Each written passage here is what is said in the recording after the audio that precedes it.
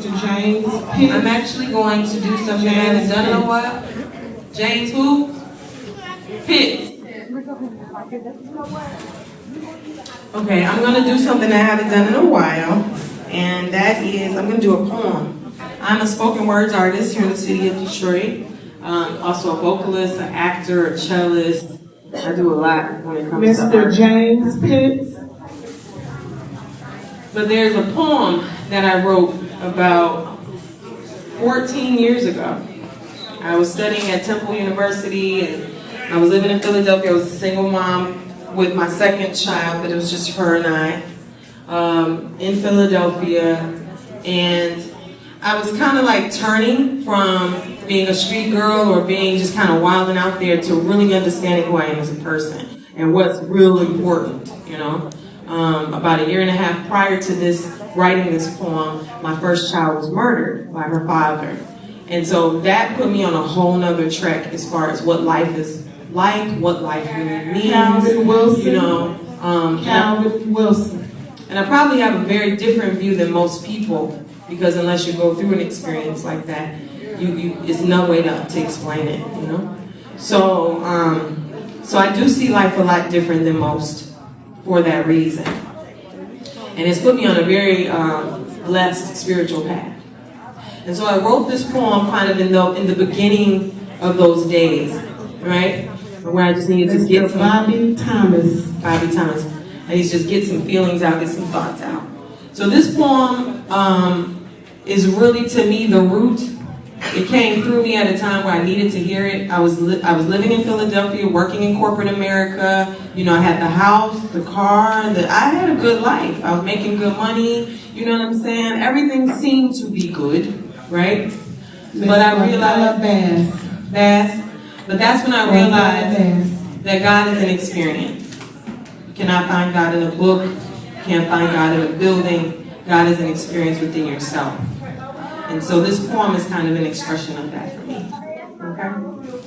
So, and it talks about the spirit of water itself, if you really listen to the meaning of the poem. Swing low, sweet chariot, coming forth to carry me home. Swing low, sweet chariot,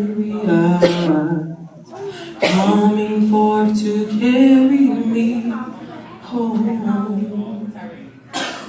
We've always been a spiritual people. So can my people get spiritual? Can you see what the ancestors saw? They defied the man's law and put their faith in something greater than themselves. God. Now I don't know about you, but God has seen me through some pretty trying times. And it's time to take a look at what's making you do what you do. What's making you blue and what's causing your boo-boos to bleed. You better heed to some knowledge that you ain't gonna learn in college. It's the knowledge of self. It's the realization of what's making you tick, what's making you sick, what your man ain't telling you, what your girl won't do. It's the knowledge of who you are. You see those stars? They're no brighter than you, yet they're shining brighter than you do. I said they're shining brighter than you do. They're shining brighter than you do. Too bad you didn't heed to some knowledge you ain't gonna learn in college. And too sad you ain't really feeling me right now. And too mad to do anything about how you live in your life. It ain't always been about this here strife, y'all. It has been. Therefore, it can be again. About peace. Hey, love, show love, all that good stuff. Yeah, it has been. Therefore, it can be again. About you and me. And our identity, our serenity, but most of all, my people, it's about our divinity. At peace. Thank you.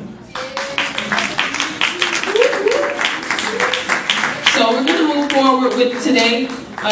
We have Nico Williams, who is our chief coordinator and political advisor, and he's going to guide the discussion and basically what's been happening in the city of Detroit and how far we've actually come and how much further we still have to go.